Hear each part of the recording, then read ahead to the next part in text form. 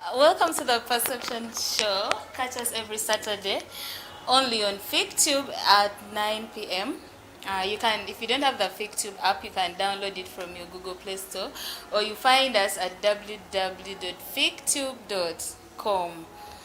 I would like to take this opportunity to thank Perception and to congratulate the Perception guys for. Okay, I'm so overwhelmed. I'm so excited because Perception has been chosen among it has been recognized by Makerere University School of Women and Gender Studies, and it has been chosen as a reference for one course unit in gender called Gender Activism and Civil Society, that is GAD 3106, whereby they can refer to us in case they need to throw more light on the genders, the gender students. Thank you so much. Today we are going to talk about teenage pregnancies. This is a very sensitive topic. It's so sensitive, but we chose it because if we were to look at the statistics, we see Buganda having 31,690, and then Busoga having 12,740. This is according to the Office of the Vice President.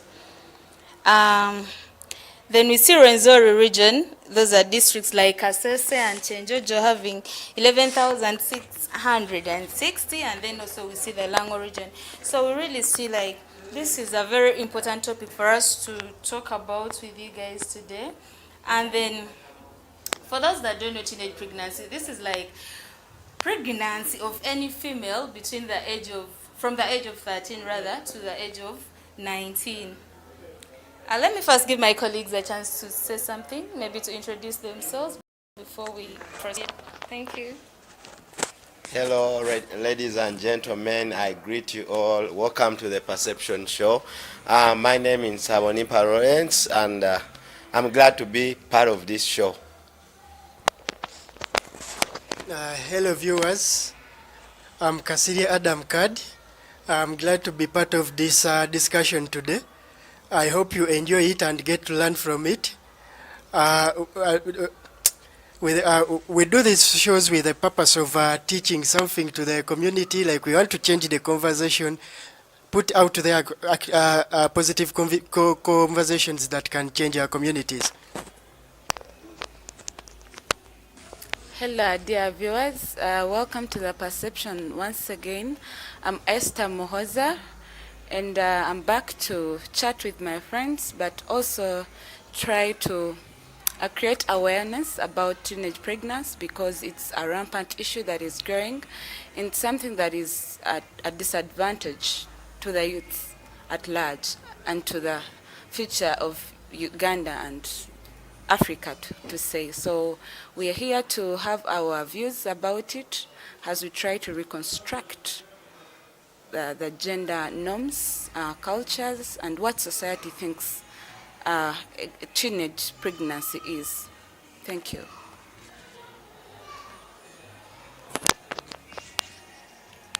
Thank you so much.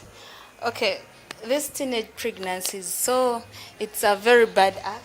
It's not good at all, since we see it bringing about poverty. The increasing poverty levels in Uganda are highly attributed to teenage pregnancy, failed parenthood. We see that these kids are so young, they can't be responsible enough for children. You can't have a child with having another child. For example, you see someone of 15 years with a child. What kind of a parent will that make, really? And we see like it really needs. It has come to our concern that the number of causes of this teenage pregnancy. We look at the causes drawing from government to culture, society, religion, and many others. So, Lawrence, could you please elaborate more on how culture has caused the teenage pregnancy? Thank you very much, Moderator Sharon. It's evident and clear that sometimes people behave the way they were raised, and the way we are raised is our culture. So she has asked a question: could I elaborate how culture has been a result of child teenage pregnancy has been a result of how teenage pregnancy has been catapulted by cultural beliefs we believe in. I'm going to give a case in point of desire for, let's say, desire for maybe you're poor. I'm going to talk about the point of poverty as in how it's related to culture. You see, sometimes people believe in some cultures. I may not explain which culture, but to be like not pinpointing at some people, because some people feel offended. Some cultures see girls as a source of wealth. So they will begin to prepare girls, telling them you need to behave like this because your husband to be wants you to be like this. And in this, and the case in point, if you tell like a young child or a teen, sometimes they end up doing the practical way. Are we together? For example, someone can say, you girl, you need to shape yourself like this. You need to work on yourself. You need to put cosmetics on you so that whoever will see you maybe will run after you. So a case, sometimes you find that these girls, these teenagers, they begin acting on the way of what they have had. And also some cultures, for example, there is a culture I told us some time back about the culture of, is it Kinyarwanda, where they do marriage by capture. The Western culture, the Western of Uganda, not of Europe culture. You find that if you're to get married, if someone has picked interest in you, he has a right to run after you and capture you. And in this process, since it's cultural, some teens end up playing with it. They think it's a joke, and in the process, they end up getting pregnant. So when they get pregnant, they are forced now to be in that society, to be called mothers, and now culture begins to shape them towards that. Now you've got you're pregnant, because some cultures, they don't condone a teenager getting pregnant. They see it as a blessing. But indeed, it's not a blessing. Anything that you're not prepared for, it becomes a curse for you because you don't know how to manage it. So our beliefs, our practices, in terms of the way they prepare us and the message they give us, the literature they give us, prepares the children or the teenagers to be in a vulnerable state where they can get pregnant. Thank you so much, Roland. So he raises a very pertinent issue of how culture prepares us sexually. So very many cultures. I'll use a case in point of Buganda. I've grown up in Buganda, and there is this the informal way of education or the teaching, whereby the uncles will teach the sons, and then the aunties will go with their daughters. People think it has faded, but it still happens. And so I remember when we were still in primary school, our matrons used to take us. There's something they used to call the bush, or Musiko, those days. And so there's a lot that used to preparing their mind that you're ready for sex.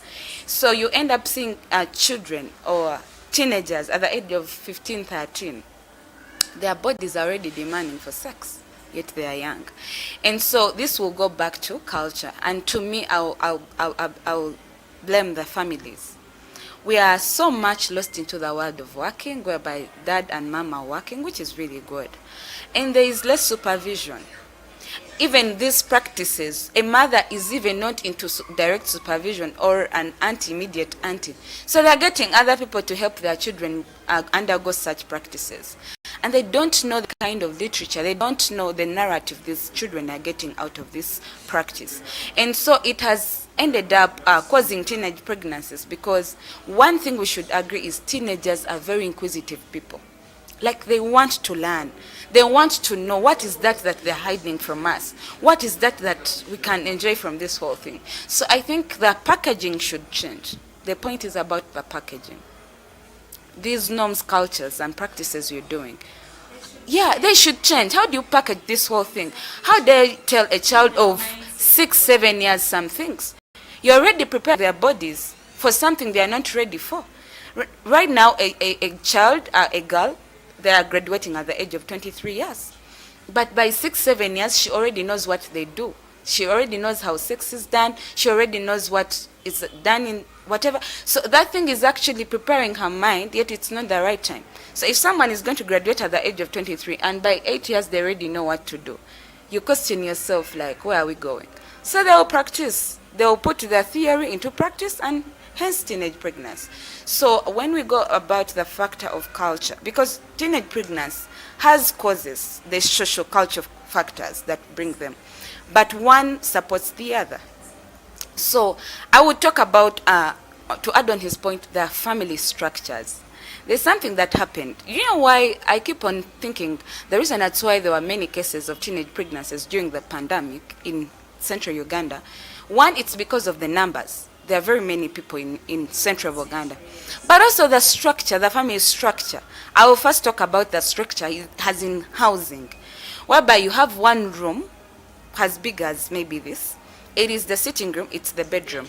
You're having teenagers in the room. You get? And so at night, mom and dad wake up to do their things, and the children are in the same bedroom. I mean, these are people who are adolescents. They are developing each day. And so this is all causing teenage pregnancies. There's a story during lockdown that hit my soul, where a woman wrote, it went viral on WhatsApp. Her 3 daughters were impregnated by their same brother. It was a very touching story. I saw it all over. It is incest. But I don't really want to blame her, but I just had to imagine what could cause this. Is it because people are not moving out? But that can also cause it.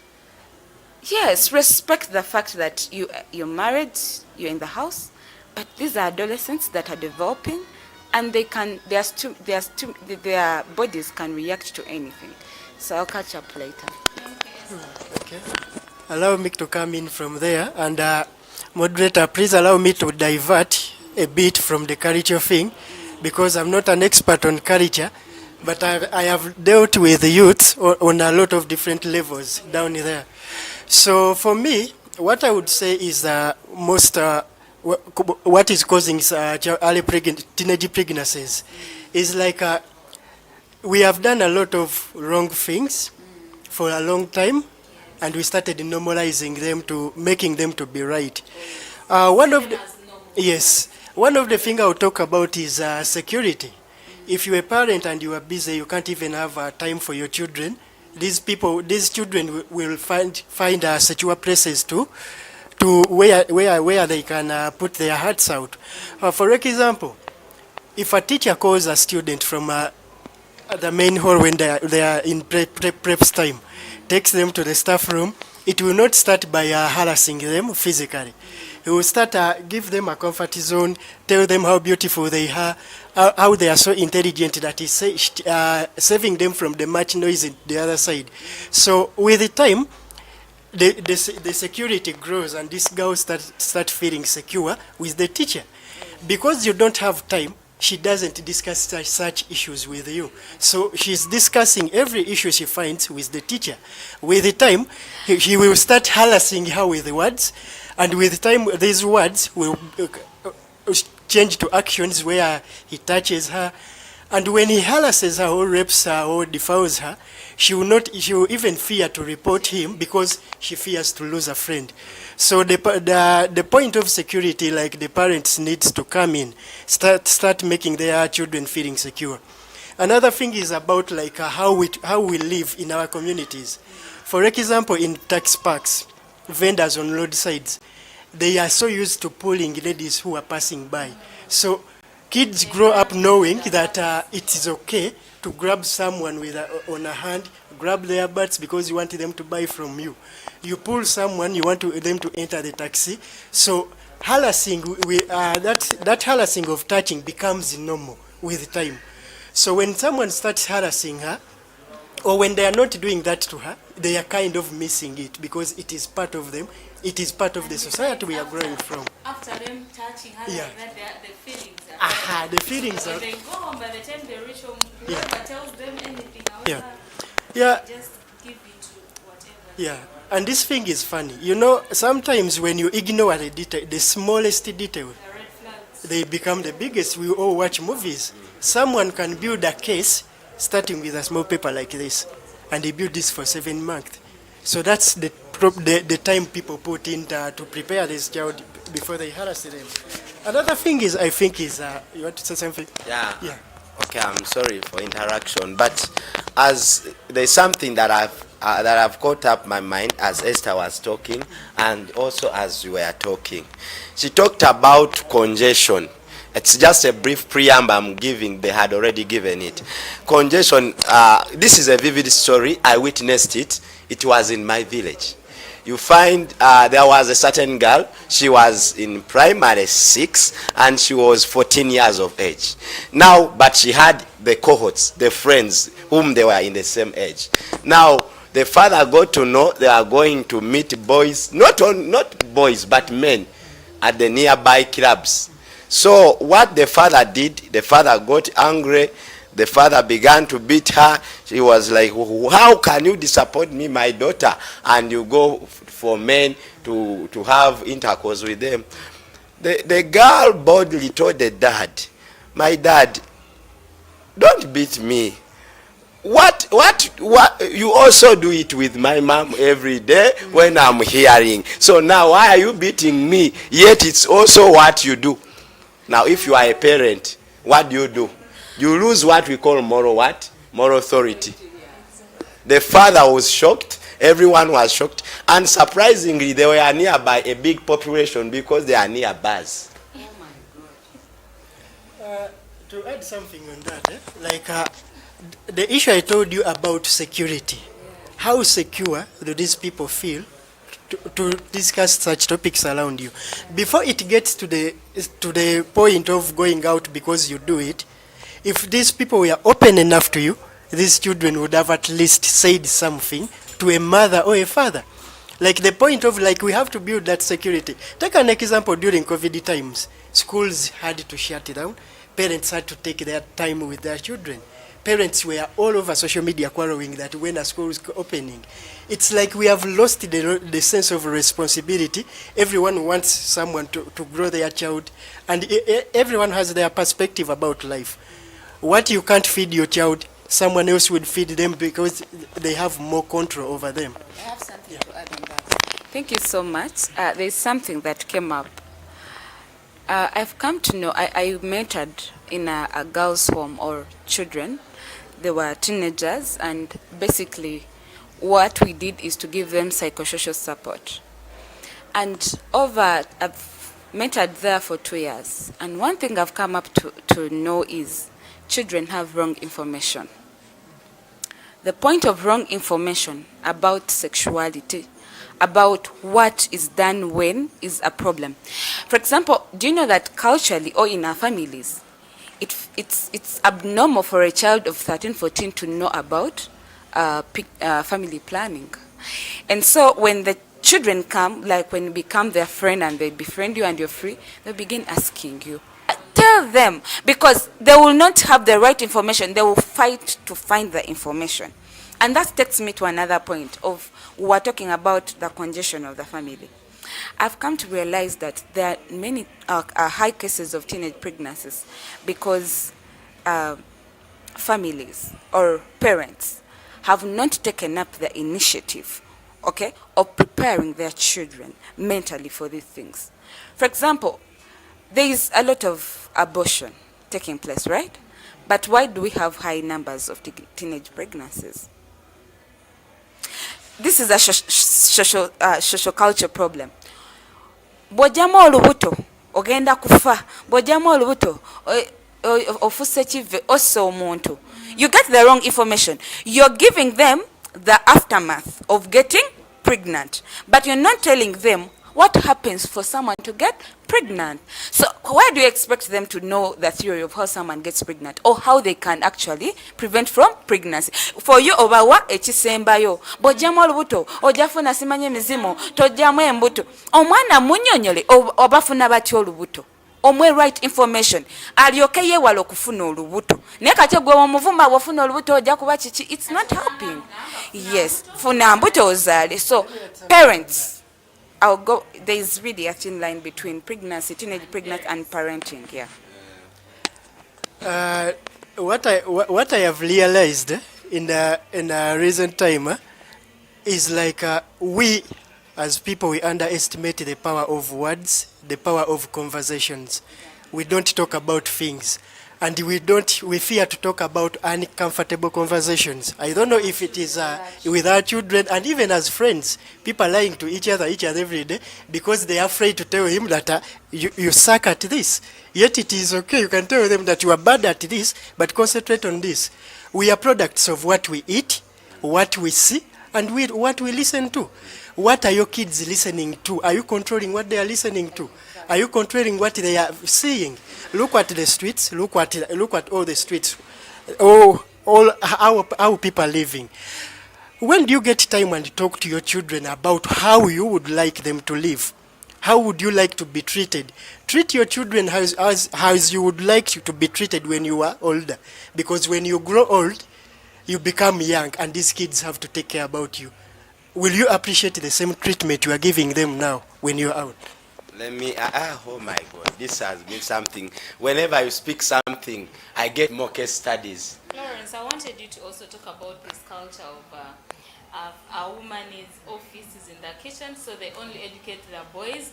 Omwala bamsomesa up to like P7 and they're like, genda away, which say so that has greatly contributed. Wow. So I'll come to that, but there is a case study two case studies that have come in my mind. They happened in a certain district. What Esther was talking about, that giving confidence and trust to teachers. Here comes a girl, she's 14 years.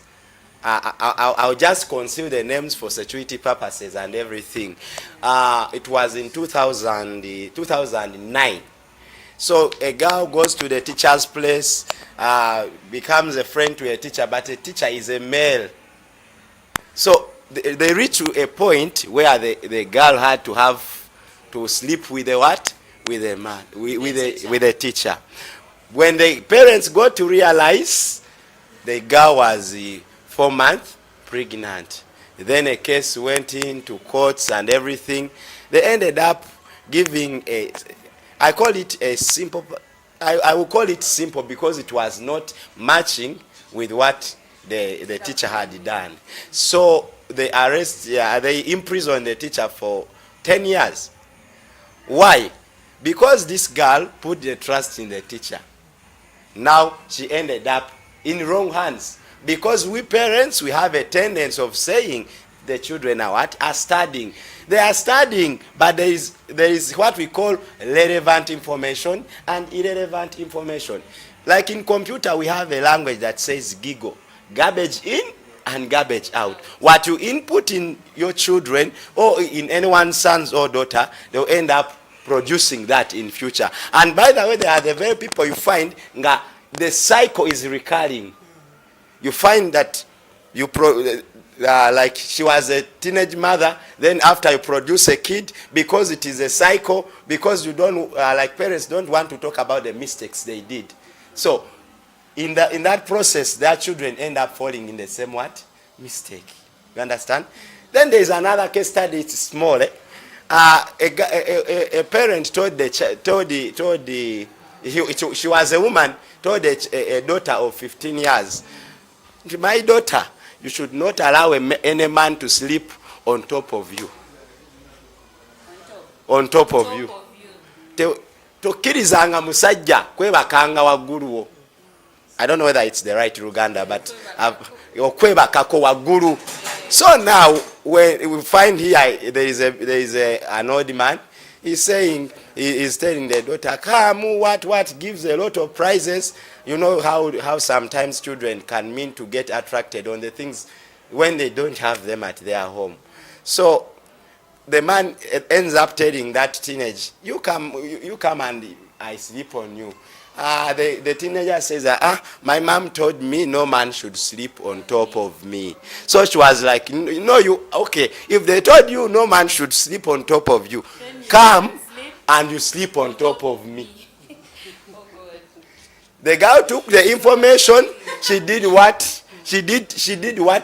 Because she was told the opposite. She thought that if she sleeps on top of the man and the man not sleeping on top of her, everything was going to be okay. What ended after 3 months? Pregnancy is out. I think what she told the mom was like, but mommy, you told me not for any man to sleep on me. So this specific one I slept on. Exactly. Then when the mother asked, what happened, my daughter? I told you that no man should sleep on top of you. She said, yes, it's true. No man slept on top of me, but he asked me to sleep on top of him. So you see how the problem, it comes with the information our children have. Information, interpretation, and perception. Back to you. I want to do something. Like, let me just sum this here. You know, like, this statement was made by Mandela Nelson. He said, when wise men stop speaking, fools will rule the world. I think people who have information, the right information, have kept quiet for a long time and left fools to shout. When you look at social media, look at where the wrong information is there, but the right is not there.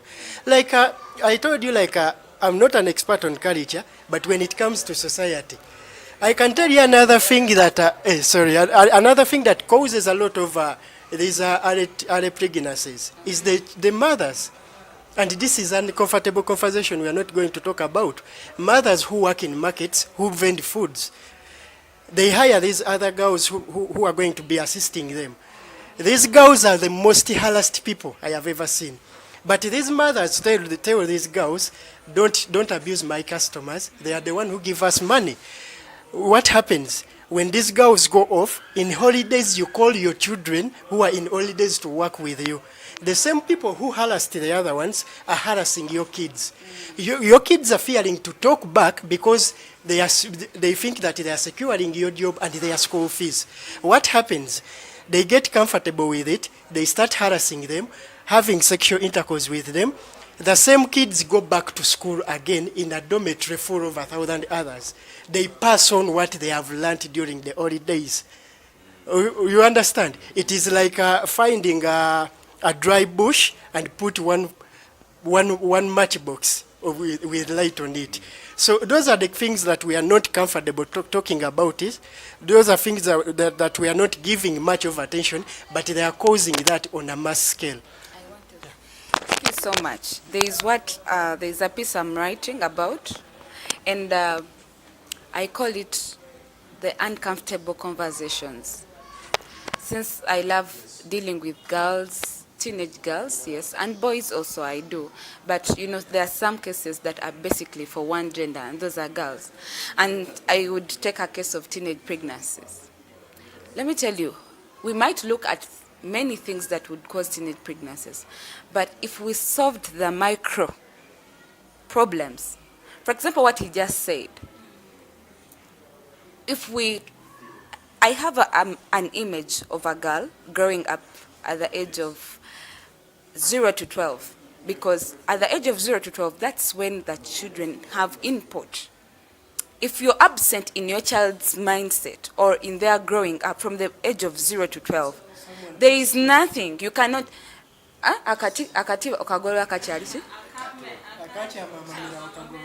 Kamenyeka. No, there is this other version which says akati okagola kachali kato.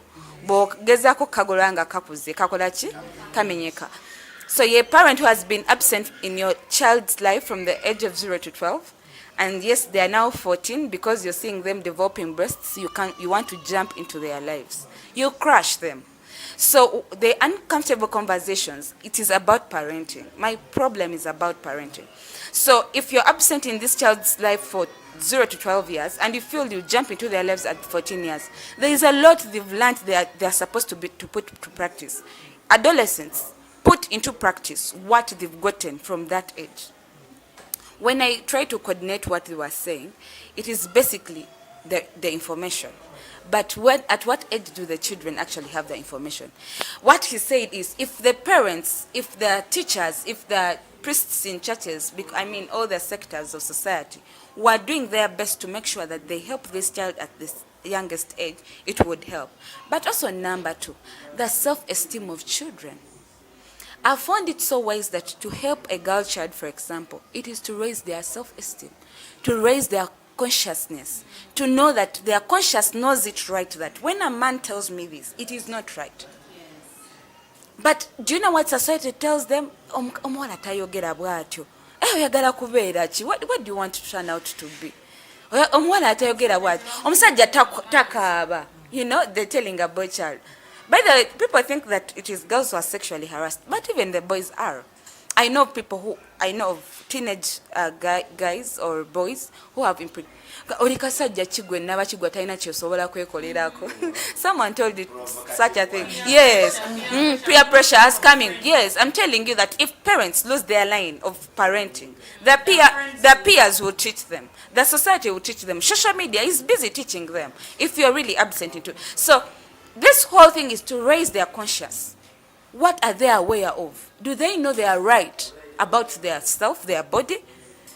Teacher, I know I'm going to really do this. I know how to react. So the problem goes back to parenting. We have really left our choices to whoever we choose to do it for us. And yes, the teachers, the matrons, they will do the good work. They will do. They will go process by process on our children. Like when you talk about that, like it all goes back to one thing. The conversation we put out there and the actions.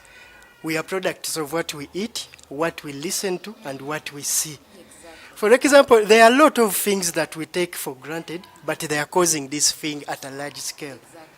Another thing is like, another thing that when you talk about uncomfortable conversation that is not talked about, I have witnessed more than 20 girls. A girl falls in love with a boy, and he thinks that this is the person to finish their problems. This is the person if they feel secure around. So when they find these guys with a habit of looking around a lot, like Angagai Mwenzinho, do you know what they do? I have seen girls who get pregnant intentionally to keep this guy.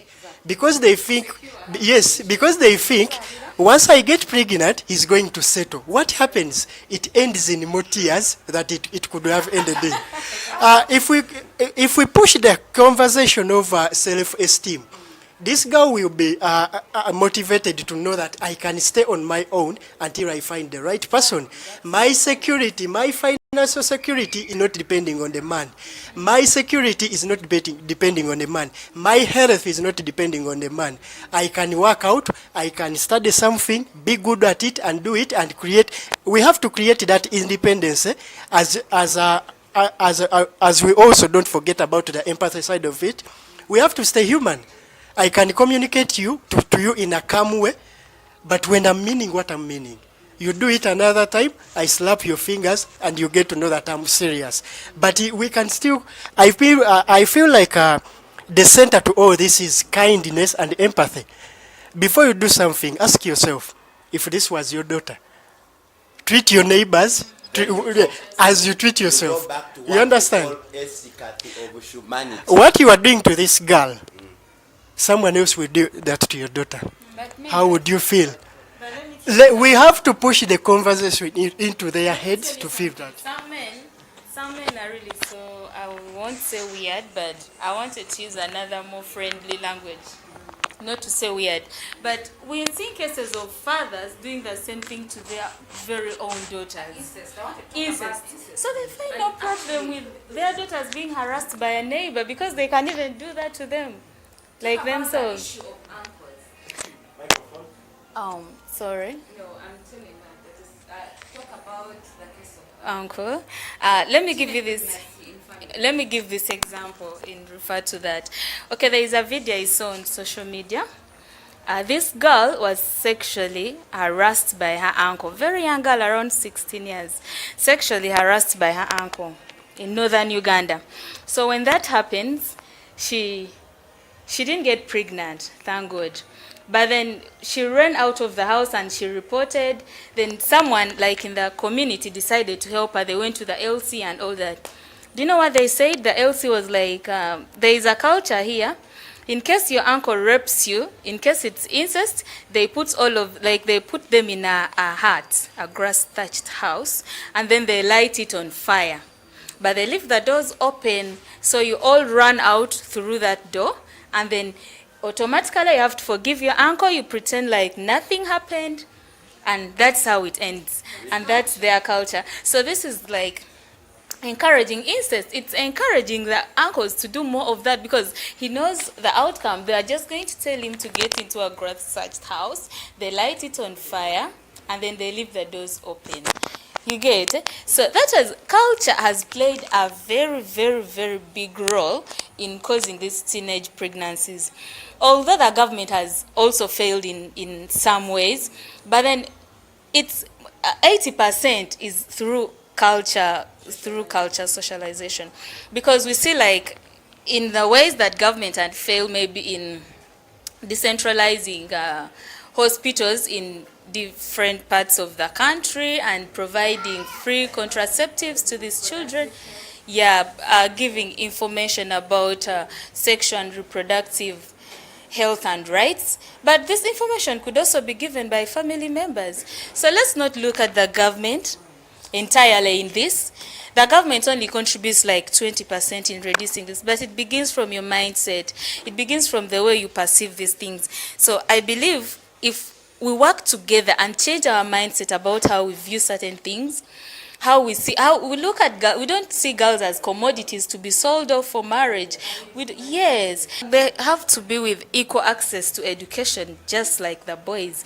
There are a number of things, as my colleagues had said earlier on. Let me give you a chance to say your last remarks to the viewers. Thank you so much, dear viewers, for always catching this show, The Perception. Just to remind you that the perception is an initiative of young adults who feel like we have quite many problems in our communities, and we felt like when we talk through these problems, we could create awareness to the public, but we'd also try to get what your views are about these conversations we bring up to you. So feel free to go to our social medias, respond, give us your feedback in regards to what we'll be discussing. And then basically today we've been talking about teenage pregnancies, and my talk home is teenage pregnancies have quite many causes, but one of them is the parenting modules we are using nowadays. Parents are very absent in their children's lives, basically from the age of 0 to 12, where it's an age group where children pick on a lot of information from social media, from schools, from peer to peer, from different people. So I would beseech parents, I would remind parents that this is your role. You've given birth to this child and you have a plan for them. You have a picture of who you want them to be. So could parents really embark back on their roles and do what they're supposed to do? And then tell the honest truth to your children, because children will always get information from anywhere. So could you have courtesy enough to tell your children what they're supposed to be? If it is a topic of sexuality, at the age of 14, 15, talk to your child, talk to your daughter. Explain to her every truth beneath and up about sexuality. So this will help children to have a free navigation in life, so that they are not conned here and there about what their sexuality means and how they can use it actually. And so this will help us to reduce the numbers of teenage pregnancies that are as a result of the social cultural factors. Thank you so much. Thank you so much, moderator of today. The topic has been very interesting, but I will stick to what I have always told people. If we want to change anything starts with changing the conversation. the conversations we are putting there to the young people, to the old people.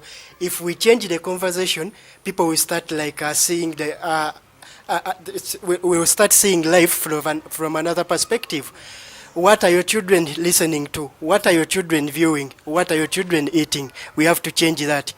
Another thing that we don't normally talk about is we are very impatient. I don't know if it is generational or if it is how it has been. We want to reach there so fast, and we think like our success depends on someone else. But if we change the conversation, at least we told the children about how money is made, how wealth is made. Getting married is not a welfare strategy. It's not. Like, you have to understand what you need first and what you need last. I'll give an example of the Maslow. The Maslow, your basic needs. When you're sure that you have the basic needs, food, shelter, and all that kind of stuff, then you go to step 2, career. You look for a job, look for security. The security, we talk about financial security. Learn about investment at level 2. Learn about improve your security. Relocate from that neighborhood because you can do it. If you're successful, do that. Then go to the level 3. Find a spouse, find a partner. That's how it is supposed to be done. Then go to level 4. Look